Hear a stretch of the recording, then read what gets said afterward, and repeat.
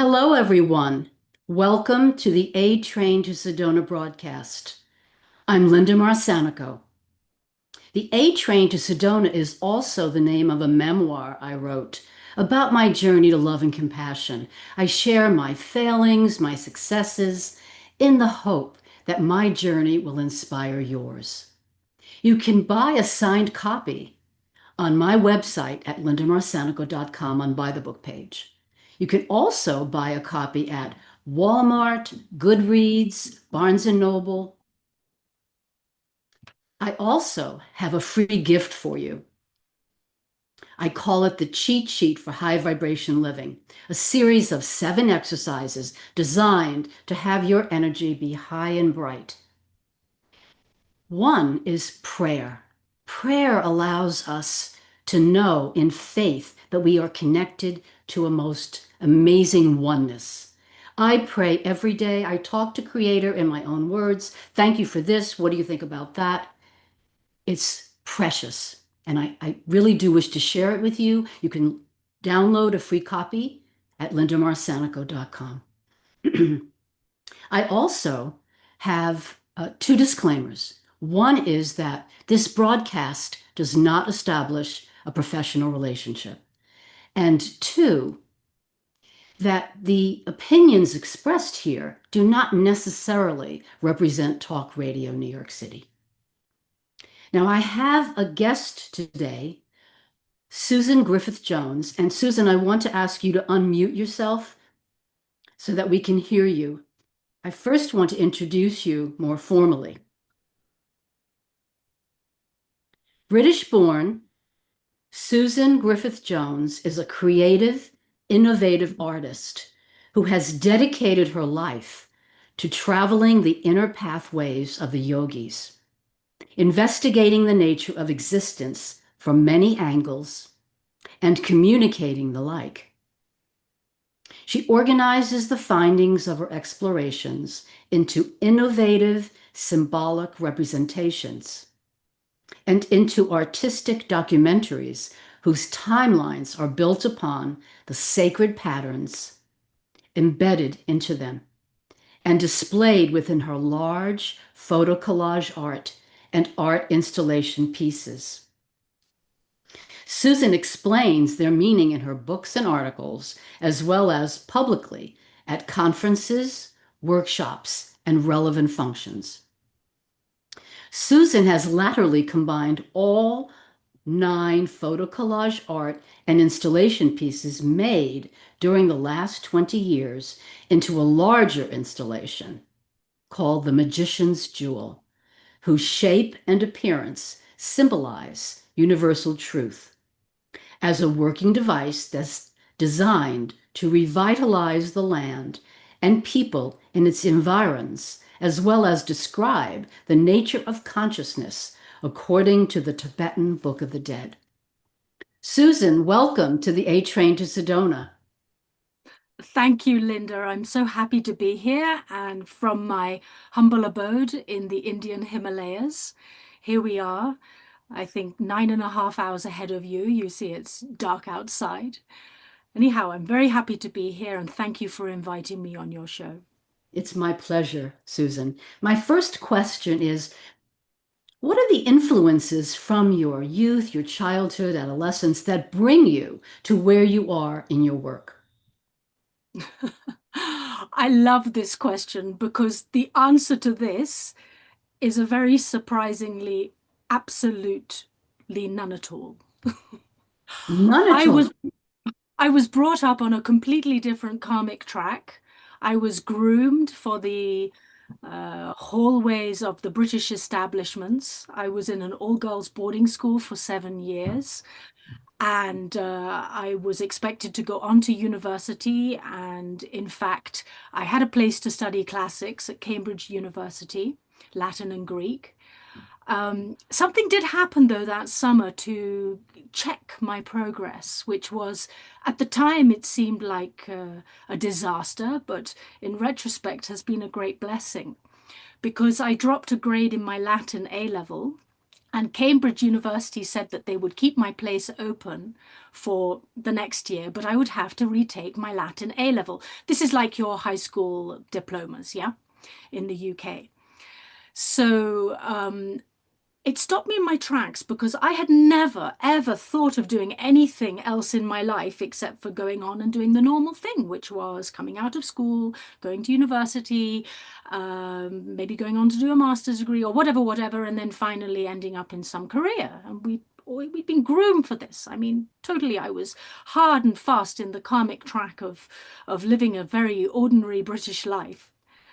And then when I dropped this grade and Cambridge said that I would have to retake my Latin A level, although I had been offered places at four other universities, which I could have taken immediately, it gave me a cause to think. And in fact, I remember the very moment when it happened because I was driving around the curvy little country roads in Oxfordshire.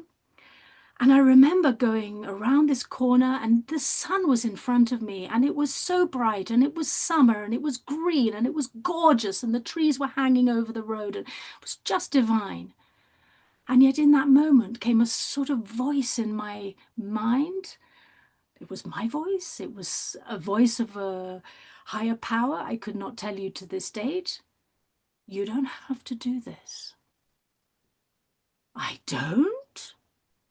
Really? It was the first time in my life I'd been checked. But then comes this sort of panic. But what else would I do? I had no other idea how you lived your life except like this. I was 18 years old. And then came a sort of torrent of conversation between me and this so-called voice in my head. Well, just look left and just look right each day, and you will find what you are looking for. But what am I looking for? I mean, I was just looking for a normal life, a career, and blah, blah, blah. Well, you will find what you are looking for. And what am I looking for? I'm asking myself. You are looking for the truth. Boom! This hit me like a concrete ball on the end of one of these, mixer machines or something. I was like knocked over. I'm still driving, of course. The truth? And then a million different sort of ideas and thoughts came into my mind. The truth? What the truth? What the heck is the truth? I have no idea. The truth, the truth. And I think of, is it religion? Is it philosophy? Is it a blah, blah, blah. And then came the voice again. This is your last chance to get out. If you don't leave now, you never will. So, unbeknownst to my poor family, who'd put me through rather an expensive private education and had very high hopes for me, Cambridge and all the rest of it, I cancelled my place. I told Cambridge I'm not coming, and I cancelled my place at the other universities that had offered me to start that autumn. And I left England. I bought myself a little rucksack, well, an average size rucksack, and a pair of hiking boots, having taken out my £250 that I had saved in my post office savings account. And I was sure this £250 would stretch me as far as it would, and when it ran out, I would stop, and then I would have to work. My family, when they learned that I was doing this, I'd already organized all of this before I told my family. In fact, it's worth talking about because it was at a Sunday. We used to have a Sunday dinner every week where the family would assemble at one of the homes, and everybody was present that evening. And I remember waiting for a silence in the meal, and then I suddenly said, "I have something to tell you," and all heads looked at me. I've cancelled my place at university, and I'm leaving England next week. I had already bought myself a ticket from London to Calais, Calais being the first port on the French side of the English Channel. And I decided I would follow the instructions to the T. You go day by day and you look left and you look right and you will find it. This truth thing that didn't even know what it was and what I was looking for. they were very insistent. We're not going to fund this nonsense and da da da da da. No problem. I have £250. I will manage very well with that. And when I run out, I will work. What kind of work will you do? Whatever. I can do looking after kids, dishwashing, working in restaurants, waitressing, whatever. Wow, what kind of job is that? We didn't pay for this kind of education for you. You know, by this point, my heart was laughing. I was laughing. My heart was laughing inside. It was like I was released from a burden that I didn't even know I had. Yes. 18 years old, I had no idea that what I was carrying was such a weight of a future of expectation. I must follow this path because I was so karmically grooved into this and groomed for this path. So I did. I got on that bus that day from Victoria bus station in London. The bus went to the south coast. I got on the ferry and I landed in Calais. And then I travelled through Europe. I had no idea where I was going. I went left, I went right until I reached Florence, Italy, and I ran out of money in Florence, Italy. I mean, what a wonderful place to run out of money and to have to work.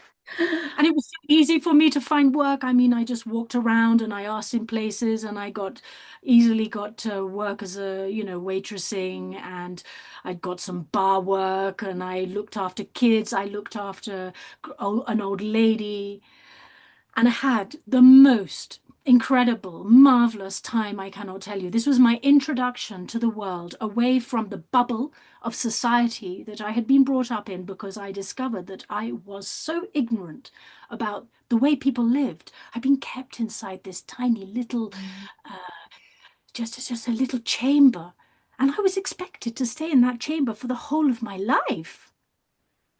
And now I was doing work and jobs that I was absolutely not meant to be doing. And I was meeting people that I absolutely was not meant to be meeting. And I was as happy as I could be. If this was the first step on my path to the truth, just letting go of everything I knew and becoming happy, then that was a very solid step. And you knew in your heart that this was the direction for you.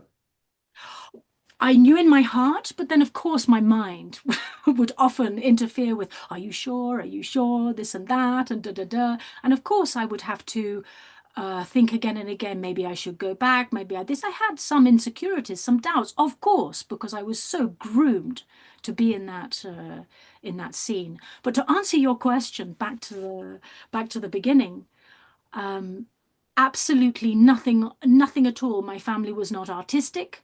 My family was not in any way spiritually minded, apart from, going to church on Christmas and Easter. And absolutely not. Nothing at all. It was definitely a deeper karma from a previous life that awoke in me. I don't think it would have been possible otherwise, because there was nothing at all to spur me on this path. Nothing. Well, this is very dramatic. And it's just the time that we will take a commercial break. And when we come back, Susan, I'd like to ask you about the role of spirituality in your life. So, listeners, come on back after the break and we'll speak with Susan about the role of spirituality. Are you a conscious co-creator? Are you on a quest to raise your vibration and your consciousness? I'm Sam Leibowitz, your conscious consultant, and on my show, The Conscious Consultant Hour, Awakening Humanity, we will touch upon all these topics and more. Listen live at our new time on Thursdays at 12 noon Eastern Time. That's The Conscious Consultant Hour, Awakening Humanity, Thursdays 12 noon on talkradio.nyc. Are you a high-achieving, growth-oriented leader? Are you interested in developing your authentic leadership while creating a healthy, inclusive workplace?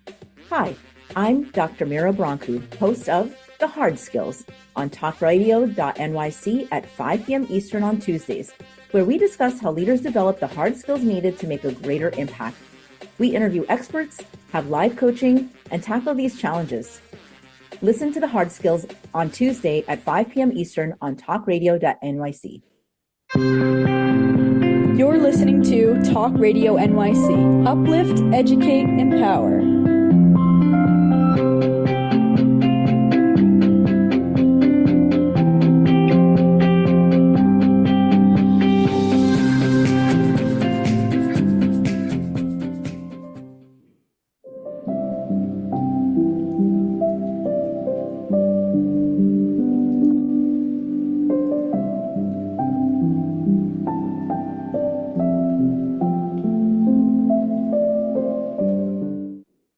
Hello, everyone, and welcome back to the A Train to Sedona. I'm Linda Marsanico with my guest, Susan Griffith-Jones.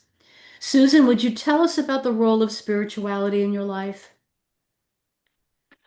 Well, I mentioned previously that I'd ended up in Florence, Italy, and apart from working to earn my bread and butter, I had bought myself a very fat guide to all the arts and symbols, artistic places, the churches, the museums, more like a sort of tourist guidebook, but a bit of a big fat one so that it had a lot of information in it. And I started going around and going to all these amazing places. I mean, Florence, it was the capital of art of Europe, the Medicis and I mean, you look in the churches, every church is an ornate example of very, very beautiful and classical art. It's based on sacred geometry and on, with great depth of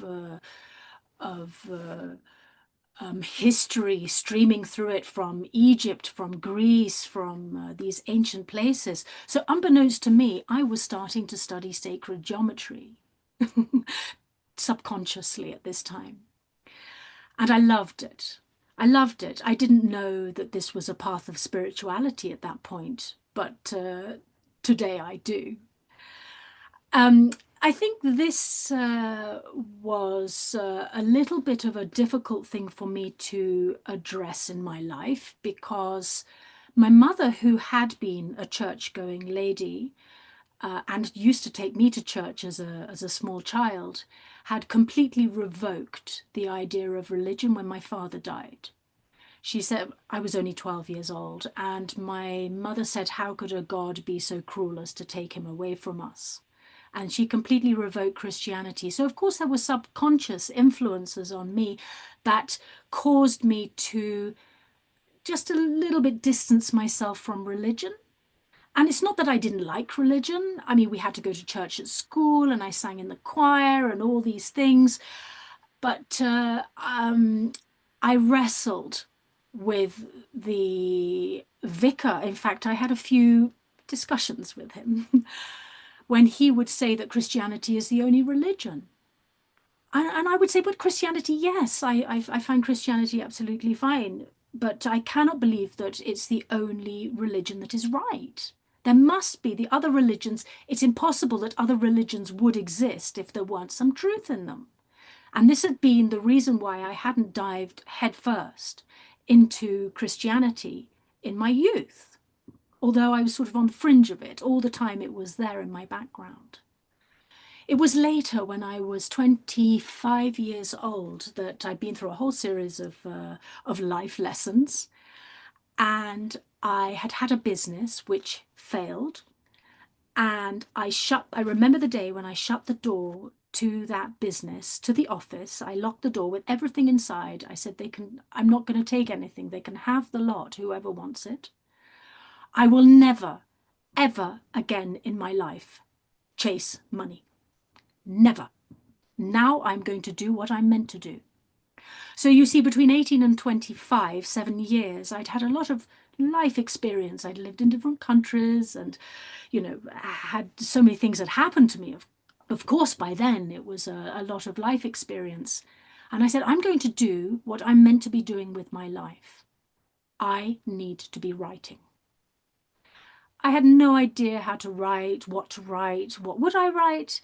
And I remember asking an old school friend of mine, I said, look, I'm going to start writing. What should I do? She said, well, buy an A4 lined paper notebook and just write.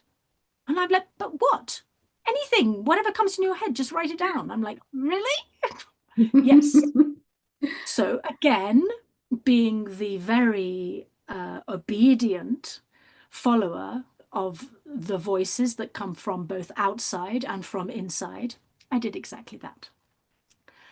And I started writing. And the first 20 pages were like kind of boring stuff, just blah, blah, you know, I'm just writing bits and pieces. And then suddenly, out of the blue,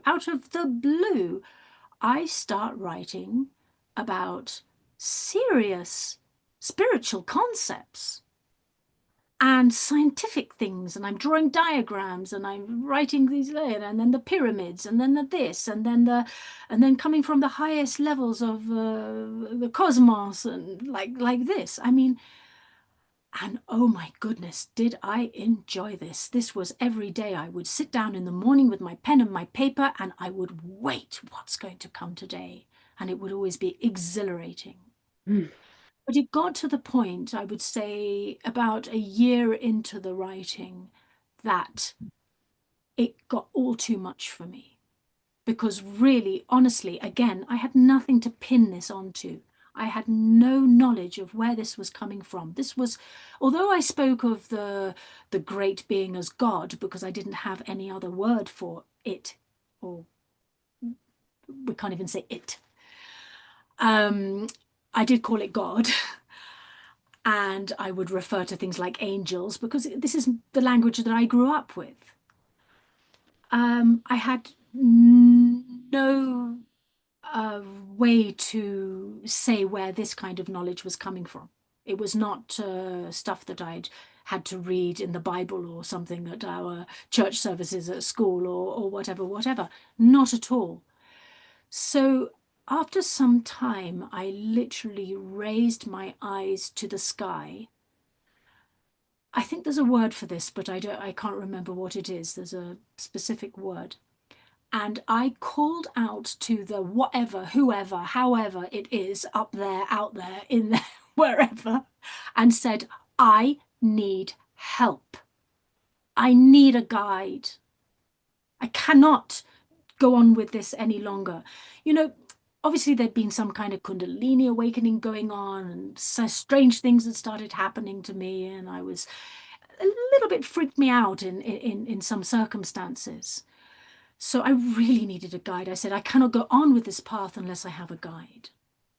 And to cut a long story short, because it is a long story, 3 years later, I ended up in Nepal at the feet of one of the really great old school masters of Tibetan Buddhism, whose name was, as he passed away now, His Eminence Chögyam Trikchen Rinpoche, one of the teachers of His Holiness the Dalai Lama, and one of the most revered masters of the, let's say, old school masters of the Tibetan tradition. And he took me under his wing. And for the next 5 years, almost 6 years, I studied under him, and he would guide me into different various retreats and give me various initiations into the path of the highest tantric yogas of Tibetan Buddhism. And he would send me to other teachers for specific trainings and yoga trainings and spiritual trainings. And I just lapped this up. Well, I feel relieved that you found your teacher, because you had all this information, Susan, and it seems so lonely, and what do I do with it? So go ahead. I was just going to say definitely lonely, because I thought I was going mad, and there was nobody, absolutely nobody that I could talk to about it. It was outside of everybody who I Yes. knew, outside of their jurisdiction. Back home in the UK, my family, even the people I was meeting on the road, people who become friends with me, everybody was on a different track. You know, a normal material track. We've got to live, we've got to eat, we've got to find our mate, we've got to have some kind of career, and that was it. I mean, I was also groomed for that track, so I could relate to that true, but this other thing, Yes. this was something I had to keep very, very secret. So I have a question. What made you decide to dedicate your life to traveling the inner pathway of the yogis. Had you decided this at this point under this teacher's tutelage? I think subconsciously I decided this right from the beginning when I left England when I was 18 years old, although I wouldn't be able to say that to you. Like at that moment, I wouldn't have been able to say, I am going off to become an inner inner yogi traveler of the pathways that I didn't know. I didn't even know that existed yet. I had been told right at the beginning, you will find it. Just keep going, keep left, keep right, look left, look right, and keep going and you will find it. So that's what I did. And every time something came in front of me, I would look at that and I would say, is this, no, I wouldn't even ask, is this going to take me there? I would trust that it would. That's something that I always had in me. It was my inner guidance was trust. I didn't not do things because they seemed too weird or too dangerous or too out there or whatever. If my heart was pulling me there, I followed. I really did follow. So I don't think I really decided on this path per se, but yes, when I started writing, definitely this was something that captured me 100%. And I knew that this was the way that I wanted to go and what I wanted to dedicate my life to. So the answer to your question is a sort of yes and no. On a deeper But level, you knew, but you hadn't brought it up to consciousness yet, and you followed your heart, which really has led you on your path for years. Not following money, but following the truth for you. and still does. Now, I want to know you organize the findings of your exploration of the nature of existence into innovative symbols and representations. Could you tell us about the photo collage art that you do? The installation that's embedded in sacred patterns, and you've brought them into artistic documentaries. So, could you tell us about that? Again, I fell into it. I never decided on becoming a person who would make photo collage art. I never thought that I would even make a movie. It happened. It was part of what was going on at the time because I was first of all invited to make a documentary about the life of my guru, His Eminence Chögyam Rinpoche, largely because of my British accent. They wanted me to do the narration of the movie. And I ended up in the editing studio and I ended up sitting next to the editor and I ended up helping to edit the movie and to write the narration and to read the narration. So again, I'd fallen into learning filmmaking without, without quite believing that that would ever happen. And then they wanted to make another one and called me again. Like this, it went on and I made 4 or 5 different documentaries with the monastery and with a few other people around about. Once they got to hear about what I was doing. And then a fellow from Singapore who was also a student of Rinpoche, he knew that I had this connection with this valley up in the high Himalayas where Rinpoche had sent me on a journey back in 2005 to do a meditation retreat. Again, to recount that would take the rest of our interview, but it was extraordinary with a capital E. And I came back and I had taken 1,200 photographs of the valley because just as I was leaving Kathmandu and I'd been to my guru for his blessing before going on this journey, he had called out to me as I was leaving the room, take photographs. And again, quite by chance, another Lama had given me an old camera, the best Pentax of the 1960s that you would find in Japan. I think it's a Pentax or something. But the light meter was broken. And that was the camera I took with me to this valley and took the photographs. Now, I was not trained as a photographer, but somebody had given me a very short training before I left. Like, if it's really dark, then, the shutter speed should be like this. If it's very light, then the aperture speed should be like that, blah, blah, blah. And so as a completely unprofessional photographer, I went out there with a broken light meter on my camera, took photographs, and some of them were, again, quite extraordinary with a capital E. I mean, fantastic mistakes because I hadn't had the shutter speed and aperture speed correct. So so I got rainbows pouring over temples, like with circular circles of light all over the valleys, and like the most extraordinary pictures.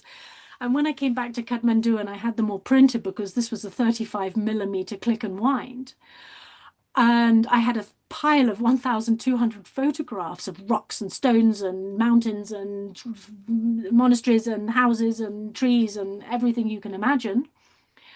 I said, I need to do something with these because it would be such a waste just to throw them in a cupboard and do nothing. So I put them all down on my floor in my room that I was staying, like sort of a little bit on top of each other, because, I mean, the room was large enough, but anyhow, when I started to walk, as I was walking in and out of the room, I would just glance at the photographs left and right and left and right, and a few would jump out at me. And I would pick up those photographs and put them to one side. And soon I had a little pile of what I call the special ones. And then I started to arrange these special ones into a kind of shape. And, a cross is a very standard shape. And so they first of all went into a cross. And then I saw that because I was studying the nature of the elements, the meaning of the 5 elements, and I was studying the nature of absolute and relative reality. And I thought, if I were to make a cross of these two, and in the center would be the space, and then wind, fire, earth, water, and then I would call it 2 keys, 1 lock. 2 keys meaning the 2 sides of relative reality, let's say male and female, but just say polarized, the polarity of relative reality, which is actually 1 lock, 1 thing. So 2 keys, 1 lock. This was my first photo collage art picture. So how did I do that?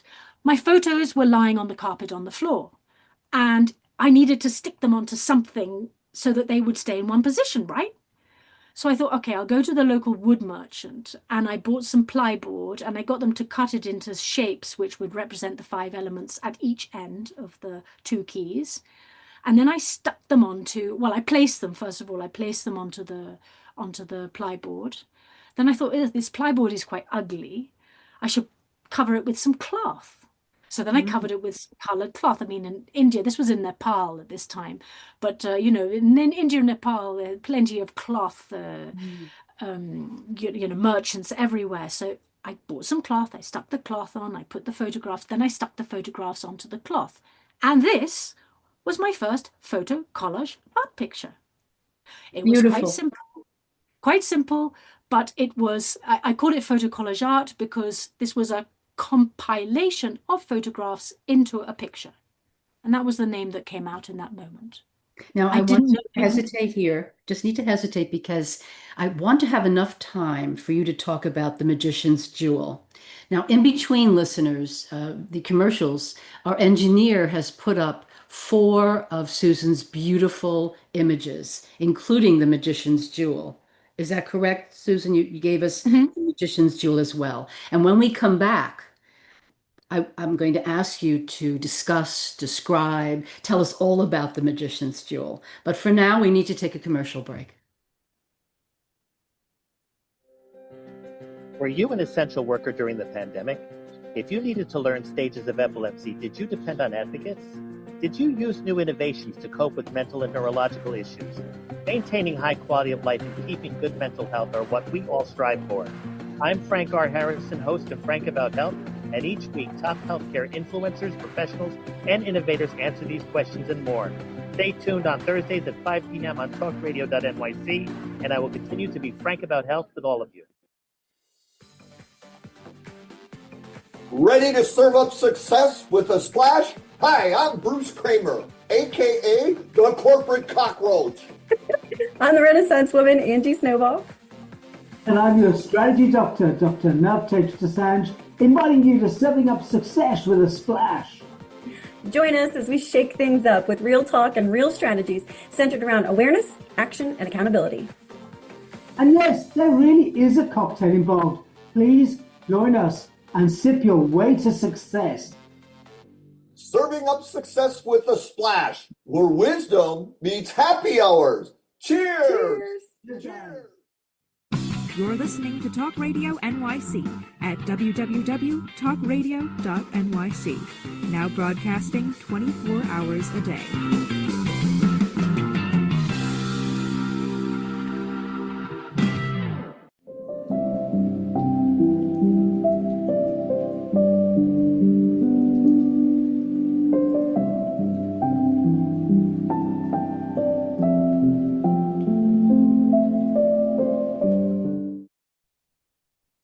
Hello, everyone. Welcome back to the A Train to Sedona broadcast. I'm Linda Marsamico with my guest, Susan Griffith-Jones. Now, Susan, you've mentioned to me that The Magician's Jewel is a combination of all of your work. Would you tell our listeners about this? So we ended off our last segment of our talk by me describing how I made my first photo collage art piece. I just will very, very quickly go through how I decided to make more photo collage art pictures, because this is pertinent to the answer to your question. So after I made this first piece, The Two Keys, One Lock, I decided, oh, wow, this is fun. And I think I'd like to do an exhibition. And I thought, maybe I'll do an exhibition in London, New York, Paris, Milan, I started dreaming. But first of all, I should have a little practice go here in Kathmandu. One photo collage art picture is not enough. I better make another one. So I made another one. And so the years went on, and I kept on making photo collage art pictures as I was invited in on different projects. I would be taking photographs of particular themes. I made a picture of the photo collage art of the river Ganges in India. I did one using the plants and the foliage from Amazonia. I made a picture with sacred spaces and sacred people. There was the Mirror of Space, then the Rainbow Symphony, then the Key of Life. And then I did an exhibition in London with those 5 pictures. I was invited by the Indian High Commission to do an exhibition in their cultural centre. And it was lovely. With those 5 pictures, I had a beautiful exhibition, but it was a kind of closure of those 5 pictures.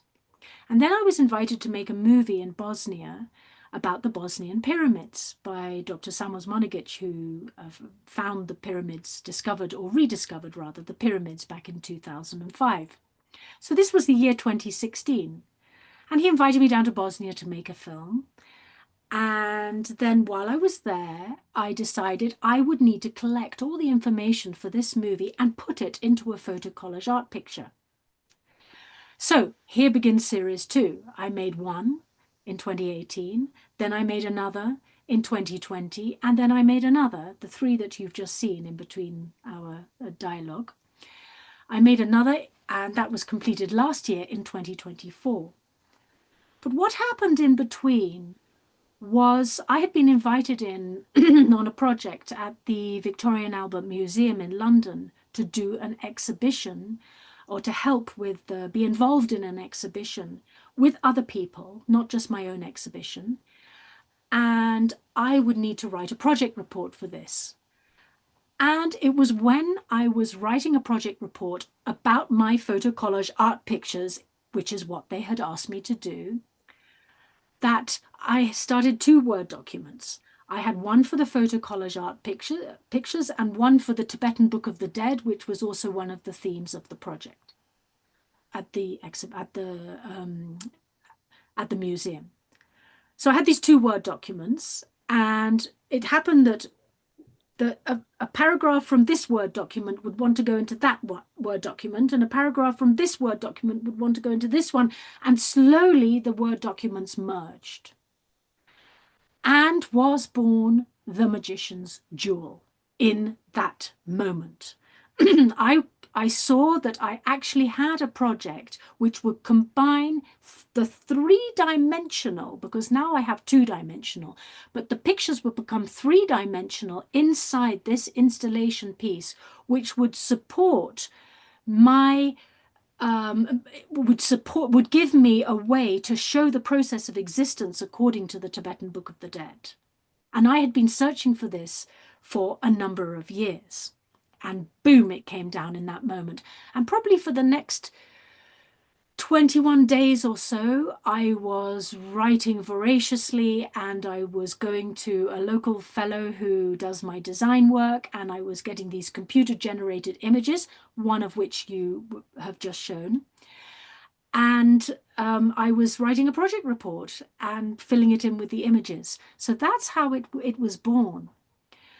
But then it's developed a lot since then, because that was the beginning of 2021. And since then, I've been going around the world. I've been making presentations of it, doing workshops about it, giving talks on it. And of course, this has filled out a lot of the space that was there in the beginning. And now I'm moving into phase 2. And phase 2 is to create a prototype.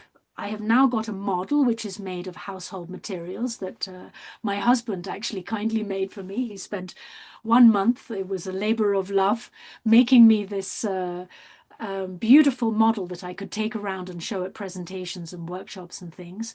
But that is now gravitating into a prototype, because these years I have been exploring the scientific, not just the, let's say that the Tibetan Book of the Dead really represents the process of consciousness. That's where the spiritual heart of it lies. But the shape and design of the pyramid, of the installation itself, is more what we would call like a stupa here in the Himalayas. And the stupas are not just pretty things that are built to look nice next to a monastery. They are technically built in order to quell the tremors in the earth, to balance the elements, and to have a beneficial effect on the natural environment. Not just the natural environment, but on biological creatures, humans included, any biological creature, and the earth herself. So now I've got something which is like an art installation which shows the process of existence according to the Tibetan Book of the Dead. I've picked out key symbols and shapes from each of my photo collage art pictures, and I've combined it into this one installation piece that will have this beneficial effect on the environment, obviously when it's built and at a later stage. I'm aiming high. Literally high. I want it to be around 90 feet. I know that sounds big, but I want people to be able to walk on it, go into the chambers of it, I can describe a little bit more about its construction, because it's a little bit of a lengthy process. I can just take you through a visual description of the Magician's Jewel in the next segment of our discussion. Yes, I would like that. And where did you say the installation would be? Where will it be? Have you not? I'm so curious. Well, it's a very good question, and it's the question that everybody asks. And so far, with my wanderings of the world and doing presentations and stuff, I have been offered 2 very special places to put it. But I think it's also something that will, once I've actually built it, there will be one main piece, and then there will be many, many smaller versions of it in many, many different places.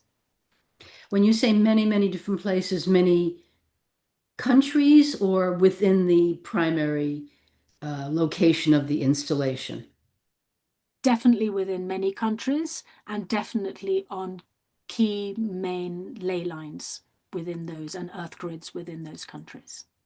On the ley lines, how wonderful to stabilize and to embellish the ley lines to support that. It sounds like a most co-creative endeavor. Well, Tibet was traditionally seen as the body of a demoness. And in order, because there was a lot of fault lines there, right? And there would be a lot of earthquakes and different kind of tectonic movement. I mean, it's the Himalayas, it's moving, these plates are moving, yeah, between the Tibetan plateau and the Indian side of the Himalayas. So Tibet was known as a great demoness, and in order to quell her, they would puncture the earth in very key places in order to calm her down. I And see. this was stupa technology. This is how the stupa technology was created. And of course, it's moved into many different styles and types. The Nepalese ones look different than the Indian ones and look different than the Tibetan ones. But they all have a fundamental purpose and they all have a similar technology behind them. Well, I want to understand more about this. We need to take a break. And I want to mention that in Sedona, I would say about 10 years ago, a stupa was finished right off Highway 89A, back behind homes, a most beautiful testimonial. So we need to take the break and we will come back, listeners, and we will be talking about this wonderful co-creative project. Because when I say co-creative, I mean between you and creator. So we'll take it away, Jess.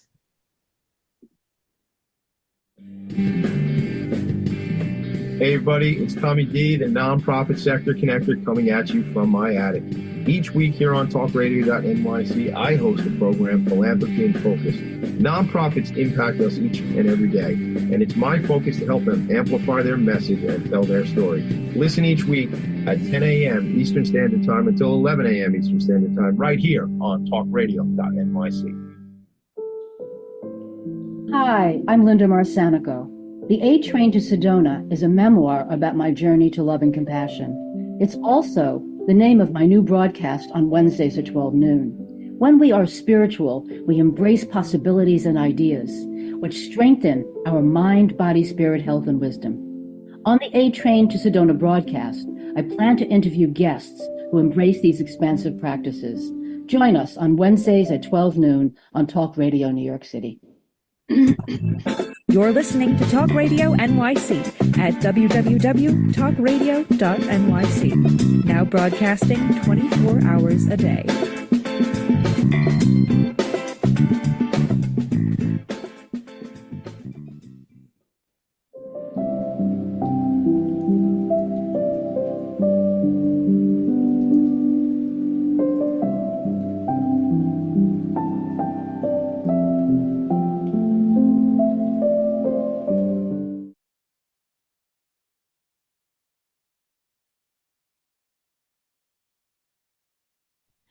I haven't muted myself, and now you can hear me.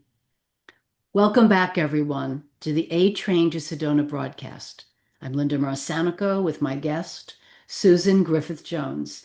Susan is going to tell us about the project, the installation of the Magician's Jewel. Well, although we've established we're not sure where it's going to go yet, but we do know that we would want it on key ley lines or also, on earth grids and other very sacred places on the earth. It could also be at different scientific and spiritual institutes as their front piece kind of thing. So it's not only for the ley lines and for the earth grids, although primarily that's where its technical function would do the job. So what I want to describe to you is the process of existence according to the Tibetan Book of the Dead. And I'm sure that many of you have read or have come across the Tibetan Book of the Dead because it's such a famous piece of literature that I think it's hard to escape our ears. It's also a very complicated book. And without the symbolic training, or rather the training in the symbology of the highest tantric yogas of Tibetan Buddhism, it's really rather difficult to understand it.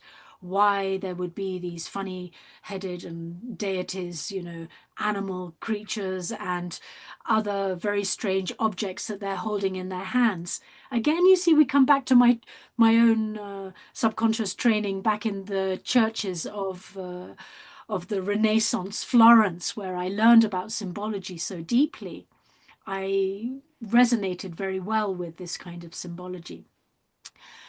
So in this piece, we start off in what the Tibetan Book of the Dead terms as the bardo of life. Now, there are 6 bardos. Bardo means in between. And we are in between birth and death. This is the bardo of life. And as we are going to meet with either something that's going to cause our death, or we meet with, say, an accident or something that may happen suddenly, we enter into the bardo of dying. And once we come out of the bardo of dying and we leave behind our physical human body, we continue as a consciousness into what is termed as the bardo of reality. Now, in the bardo of reality, this is where we have a number of options. It's almost like the crossroads. So if we can recognize the nature of our mind, let's call it. I mean, I know there are a lot of other terminologies for it, but I'm just sticking to the Tibetan terms here. Then we will jump into this. Again, I don't really want to term it as a light, but it may seem like something like a light. And we will merge with our nature, the source of our being, so to speak. Again, I stumble with the language because there is no language at this point. But if we are not equipped to understand what this great light is, we might be quite afraid of it because it's very awe-inspiring, and we might be like, oh, I need to get back to what I'm familiar with, because where's the tangibility? I need to touch something, I need to hold something, I need some sensual support. Then we will see that there are different colored lights that are lurking in the background, and we will start to gravitate towards these different colors depending on the frequency of our mind. So, for example, if we are more prone to go towards the realm of the gods, we would gravitate towards a yellow light. This is as it mentions in the Tibetan Book of the Dead, etc., etc. Not to go into too much detail because there's a lot of detail. In fact, the bardo of reality has the most detail in it. Then will come these huge angelic-like creatures, and they will be like, don't go into those doorways of light. Remember who you are. Remember who you are. You are da-da-da-da-da. And they'll go off into great dialogues about nature of your existence, your mind, your da-da-da-da-da. And then if then they will give you the option to jump into their heart, at which time they'll take you off to some pure land somewhere. Then if you miss that opportunity, then will come the slightly more wrathful looking beings. They're not demons, but they look quite demonic. They're wrathful. They're like, remember who you are. Don't go on into it. Come out, jump out of the system. I'll take you. Kind of like this. And then this is quite awe-inspiring as well. So you'll be like, none of that. And then you will gravitate to one of these doorways, in which case you'll be taken into the environment that you are going to be born in, say human realm. There are 6 realms as mentioned in the Tibetan Book of the Dead. And you will just say, be taken into the human realm. And then you will see creatures and people of different types copulating, and you will jump into that orgasmic space, and you will enter into the bardo of becoming. And then you will wake up again after a certain period of time as in the bardo of life. So this is the cycle. 6 bardos, 6 realms. You know, there's a lot of symbology here also in the numbers as well. Coming back to the magician's jewel. So what I've done is that I have created a pathway through this installation that will take us through each of the bardos. So we start off in a beautiful park. It's the Bardo of Life. And then we enter onto the main structure that's at the center, and we go underneath it. And we will learn about lucid dreaming. This is the Bardo of Sleep. I didn't mention that in the Bardo of Life, there are two other Bardos, Bardo of Sleep and Bardo of Meditation, which makes the 6. Then we will go up the travelator, which is the Bardo of Meditation, ending in an Om chamber where there's a recitation of Om. Then we will come down and go through a Fibonacci spiral, which is the Bardo of Dying. So now we're leaving the Bardo of Life. We will enter into the heart of it, which is the Bardo of Reality that I described in quite some detail with the angelic and beings and the wrathful beings. We will come out of that in another Fibonacci spiral, one being black, the one Bardo of Dying, this Bardo becoming being white.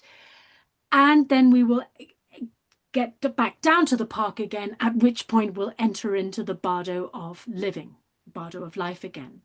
Now, in between, we have virtual reality simulations. We have augmented reality simulations. We have sitting imbibing this great chanting. We have this explanation of the lucid dreaming and, again, virtual reality displays. And we have this beautiful harmonic park that's been, describing sacred geometry. And I mean, this is really in a nutshell. It's And really I wish we had another time. We'll have to do this again, but we are at a time where we need to get ready to close. Susan, the description of the Bardo is absolutely amazing. And I've enjoyed your presentation so much. Thank you very much for joining us. Would you let our listeners know where they can find you? My website is www.pyramid, as in pyramid.com. pyramidkey.com. I missed the key there. Pyramidkey.com. Yes. And I want to say to our listeners, say again. I was just going to say you can find my details there and all of my work, my films, my books, my photo collage art pictures, my installations, the events that I'm doing, and the events that I've also done in the past. That sounds so wonderful. Listeners, if you like this podcast, please share it with your friends and family. If you like the caliber of my guests, and they've been just so informative and amazing, do write a review and celebrate what we offer. I wanted to say next week, my guest is going to be Jared Rosen. He is the publisher of my book, The A Train to Sedona, one of the publishers. He started Dreamwave Press, and he will be very interesting and entertaining. Thank you so much for joining us. Thank you to you too, Linda. Thank you very much. I've enjoyed it immensely. Thank you. I'm so glad.